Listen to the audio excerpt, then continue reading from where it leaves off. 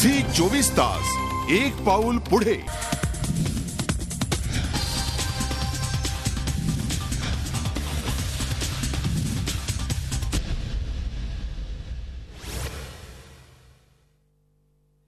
मैं अपने ही घर में अजनबी हो गया हूँ आकर, मुझे यहाँ देखकर मेरी रूह डर गई है। मुझे यहाँ देखकर मेरी रूह डर गई है। मुरादे दहलीज ही पे सर रखकर मर गई है। मुरादे दहलीज पे ही सर रखकर मर गई है। मैं किस वतन की तलाश में यूं चला था घर से, मैं किस वतन की तलाश में यूं चला था घर से, कि अपने घर में भी अजनबी हो गया हूं आकर, कि अपने घर में भी अजनबी हो गया हूं आकर।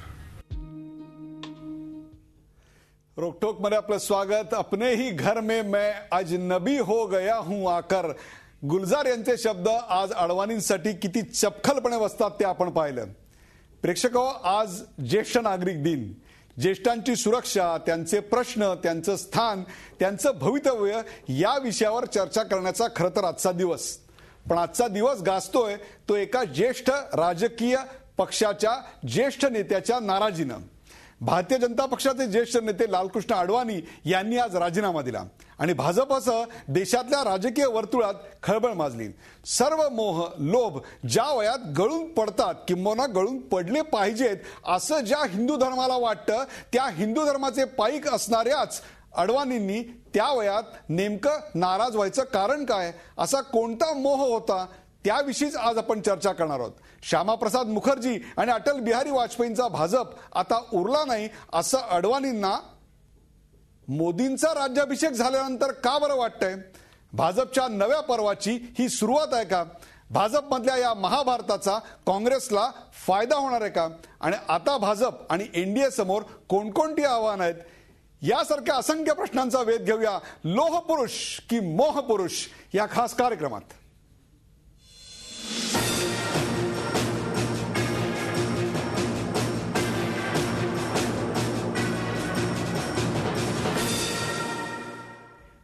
लोह पुरुष की मोह पुरुष या कार्यक्रमात आपलं स्वागत। या कार्यक्रमात चर्चेसाठी माझ्या सोबत आहेत डॉक्टर रत्नाकर महाजन। डॉक्टर रत्नाकर महाजन काँग्रेसचे प्रवक्ते आहेत। सर, आपलं स्वागत। माझ्या सोबत आहेत लक्ष्मणराव जोशी। लक्ष्मणराव जोशी आमच्या नागपूरच्या स्टुडिओमधून आहेत, ज्येष्ठ पत्रकार आहेत, त्यापेक्षा सुद्धा संघाचे अभ्यासक आहेत। राष्ट्रीय स्वयंसेवक संघाचा पगडा नेमका भारतीय जनता पक्षावर कसा आहे, तो कमी झाला का, तो जास्त झाला का, अशा प्रकारच्या अनेक प्रश्नांची उत्तरं आपण त्यांच्याकडून जाणून घेणार आहोत। तर माझ्या सोबत आहेत भालचंद्र कांगो, कम्युनिस्ट पक्षाचे नेते भालचंद्र कांगो हे आपल्या सोबत आहेत। या कार्यक्रमाला सुरुवात करण्या अगोदर पाहूया या विषयावरचा एक खास रिपोर्ट।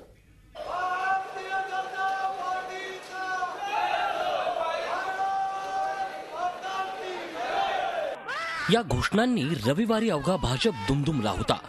गोव्यात नरेंद्र मोदींच्या नेतृत्वाचा उदय झाला आणि भाजपमध्ये चैतन्याचं वातावरण पसरल्याचं चित्र दिसलं। मात्र हे चैतन्य अल्पायुषी ठरलं। पोटदुखीमुळे गोव्यातल्या कार्यकारिणीच्या बैठकीला अनुपस्थितीत राहणारे भाजपचे ज्येष्ठ नेते लालकृष्ण अडवाणी यांनी पक्षाध्यक्ष राजनाथ सिंह यांना राजीनाम्याचं पत्र लिहिलं आणि भाजपमध्ये ढगफुटी, सुनामी, चक्रीवादळ आणि भूकंप एक साथ आले। मुळात अडवाणींची नाराजी दूर करण्यासाठी भाजपचे अध्यक्ष राजनाथ सिंह हे अडवाणींच्या निवासस्थानी त्यांची भेट घेण्यासाठी गेले। मात्र त्यांच्या भेटीनंतर त्यांनी लेटर बॉम्ब टाकून भेटीचं फलित सर्वांसमोर आणलं। त्यांनी आपल्या राजीनाम्या पत्रात, माझ्या संपूर्ण आयुष्यात जनसंघ आणि भारतीय जनता पार्टीसाठी काम करणं ही माझ्यासाठी गौरवाची आणि समाधानाची बाब होती। गेल्या काही काळापासून पक्षाच्या कार्यपद्धतीशी जुळवून घेणं मला कठीण जातंय। डॉक्टर श्यामाप्रसाद मुखर्जी, पंडित दीनदयालजी, नानाजी आणि वाजपेयीजी यांच्या विचारांशी सुसंगत असलेला पक्ष आज राहिलेला नाही। या सगळ्या नेत्यांचं प्राधान्य फक्त देश आणि देशातली जनता होती। सध्या आमच्या पक्षातले नेते वैयक्तिक हितालाच प्राधान्य देत आहेत। म्हणूनच मी पक्षाच्या काही प्रमुख पदांचा राजीनामा देतोय। राष्ट्रीय कार्यकारिणी सदस्य, संसदीय समिती आणि निवडणूक समितीचा मी राजीनामा देत आहे, असं सांगत सर्वांना जोरदार धक्का दिला। भाजपमध्ये आलेल्या या भूकंपाचे धक्के एनडीएतल्या घटक पक्षांना बसले नसते तरच नवल। सुरुवातीपासून मोदी विरोधाची मशाल हाती घेतलेल्या जेडीयूलाही या निमित्तानं आयती संधी मिळाली। अडवाणींच्या राजीनाम्यावर दुःख व्यक्त करत एनडीएतल्या सहभागावरच पुनर्विचाराचे संकेत देऊन भाजपवर दबाव वाढवण्याची खेळी सुरू केली आहे. तर इतर मित्रांनीही एनडीएला अडवाणींच्या मार्गदर्शनाची गरज व्यक्त केली आहे. एनडीए के बनाने में अटल जी और अडवाणी जी का सबसे ज्यादा हाथ था. हमारा तो उनके साथ ही समझौता था. तो ये जो खबर है वो काफी हमारे मन को बहुत हिलाने का काम किया. तो सबसे बड़ी बात है कि एनडीए में वो वर्किंग प्रेसिडेंट थे, हम कन्वीनर थे. तो उनके इस्तीफा देने के बाद परिस्थिति कैसे आगे चलेगी, इस पर हमारी पार्टी में बैठ करके जल्दी से जल्दी विचार करेगी. लालकृष्ण आडवाणी हमेशा हमारे हृदय में बैठे रहे हैं और उनके सिवाय, वाजपेयी और अडवाणी के सिवाय भारतीय जनता पार्टी का नेतृत्व और एनडीए का नेतृत्व फिका पड़ जाएगा. तर दुसरीकडे भाजपच्या ज्येष्ठांची अडवाणींची समजूत काढण्यासाठी धावपळ उडाली आहे. पक्षाध्यक्ष राजनाथ सिंहांनी अडवाणींचा राजीनामा फेटाळलाय, तर अडवाणींची समजूत काढणार असल्याचा विश्वास सुषमा स्वराज यांनी व्यक्त केला आहे. मेरा पहले से उनसे मिलना 4:45 बजे का तय था, तो मुझे थोड़ा हैरानी हुई कि उन्होंने बिना हमको विश्वास में लिए ये बात कर दी. मैंने कहा मैं आ रही हूँ, 4:45 नहीं, मैं अभी आ रही हूँ. मुझे लगता है हम मना लेंगे, मैं विश्वास हूं कि हम मना लेंगे. मोदींच्या नेतृत्वाला अडवाणींचा सुरुवातीपासूनच विरोध आहे. हा विरोध दर्शवण्यासाठी त्यांनी अनेकदा कानपिचक्याही दिल्या. मात्र नरेंद्र मोदींचा राज्याभिषेक होताच पंतप्रधान पदाची संधी हुकल्याची जाणीव झाल्यानं लोहपुरुष अडवाणींमधला मोहपुरुष जागा झाला. जर मोदींचा गोव्यात राज्याभिषेक झाला नसता तर मुखर्जी आणि वाजपेयींच्या विचारधारेपासून भाजप भरकटल्याचा साक्षात्कार अडवाणींना झाला असता का, हा प्रश्न आता कायम राहतो. Zee media, bureau report, Mumbai. लोहपुरुष की मोहपुरुष या कार्यक्रमात आज तुम्हाला एक प्रश्न विचारला जाणार आहे. जनमताचा कौल आजमावण्यासाठी पाहूया तो प्रश्न नेमका काय आहे. आजचा रोखठोक प्रश्न आहे, अडवाणींच्या राजीनाम्यामागे पंतप्रधान पदाची सत्ता लोलुपता आहे का? अडवाणींच्या राजीनाम्यामागे पंतप्रधान पदाची सत्ता लोलुपता आहे का? रोखठोक कार्यक्रमात आपलं मत मांडण्यासाठी www.facebook/G24 ला लाईक करा किंवा 24tas.com वर लॉग इन करा.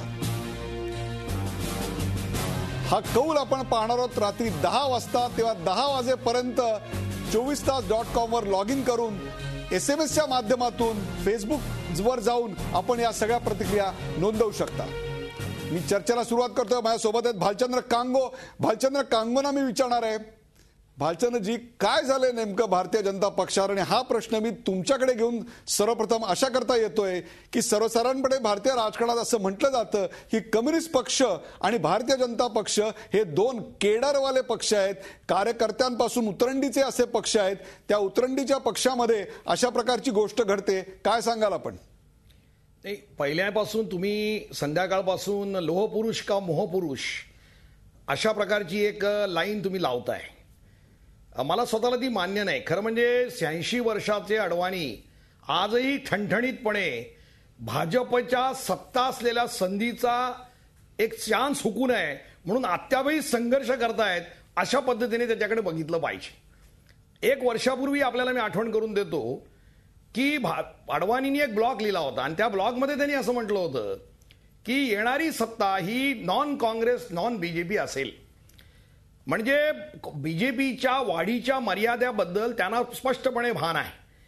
म्हणजे स्पष्टपणे या सगळ्या गदारोळामध्ये आणि मीडिया हाईपमध्ये आणि मोदींच्या आता आपण सत्तेवर आलोत अशा या मस्तीमध्ये एक वास्तवाचं भान ते विसरतायत.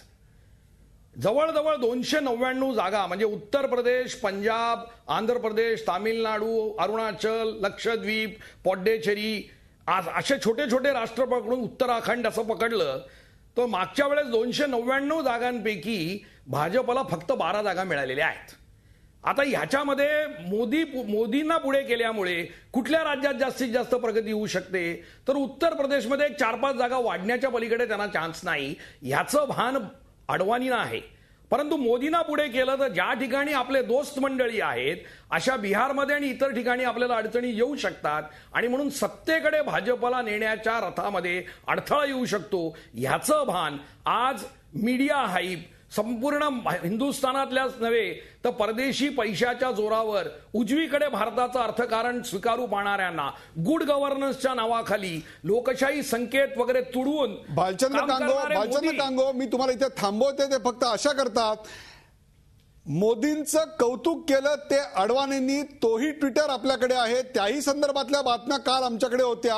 म्हणजे एकीकडे केलेलं कौतुक खरं समजायचं का आजची नाराजी खरी समजायची? कारण भारतीय जनता पक्षाकडून आज याविषयी प्रतिक्रिया द्यायला वारंवार फोन करूनही कोणीही उपलब्ध नाही, की ज्या व्यक्ती इतर वेळी चॅनलवर येण्याकरता कायम उत्सुक असायच्या. काय सांगाल आपण? नाही, गुजरातसाठी मोदी म्हणजे गोव्याला मीटिंग झाली आणि त्याच्यामध्ये मोदींना प्रचाराची धुरा देण्यात आली. पण ह्याच गोव्यामध्ये वाजपेयी असताना वाजपेयी प्रचंड नाराज होते आणि त्यांनी मोदींना राजधर्माची आठवण करून दिली होती. त्यावेळेस मोदींना वाचवण्यामध्ये अडवाणी आघाडीवर होते. ह्याच गोव्यामध्ये आपण विसरू नका. म्हणजे अडवाणींची हार्डलाईन नेणारा, अडवाणींच्या ध्येयावरती राजकारण आणि सत्ताकरण करणारे मोदी यांनीच आज पलटवार केलेला आहे अडवाणींवर. असं वरवर जरी दृश्य असलं तरी भाजपमध्ये सत्तेकडे जाणारा मार्ग कुठला? सगळ्यांना बरोबर घेऊन एनडीएच्या मार्फत सत्ता मिळू शकते का भाजपच्या वर्चस्ववादी मोदींना पुढे करून सगळ्यांना फरफटत आपल्या बरोबर नेऊन सत्ता मिळू शकते? ह्याच्यामधल्या अंडरस्टँडिंग मधला हा संघर्ष असं मला वाटतं. सत्तेचा मोह वगैरे अडवाणींना भाजपला सत्ता मिळवायची जरूर वाटतं आणि त्यांना असं वाटतं की एनडीएच्या मार्फतच मिळू शकते आणि एनडीएला अडवाणींशिवाय पर्याय नाही अशी स्थिती ते तयार करतायत. अशा पद्धतीने मी या राजीनामाकडे बघतोय. म्हणून त्यांनी एनडीएच्या अध्यक्षपदाचा कन्व्हिनर पदाचा राजीनामा दिलेला नाही हे आपण प्रकर्षाने लक्षात घेतलं पाहिजे.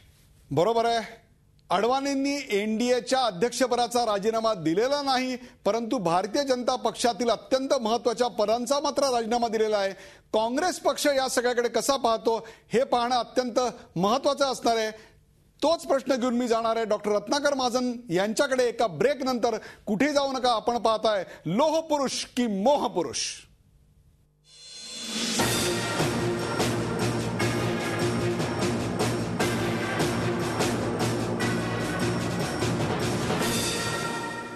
झी 24 तास, एक पाऊल पुढे.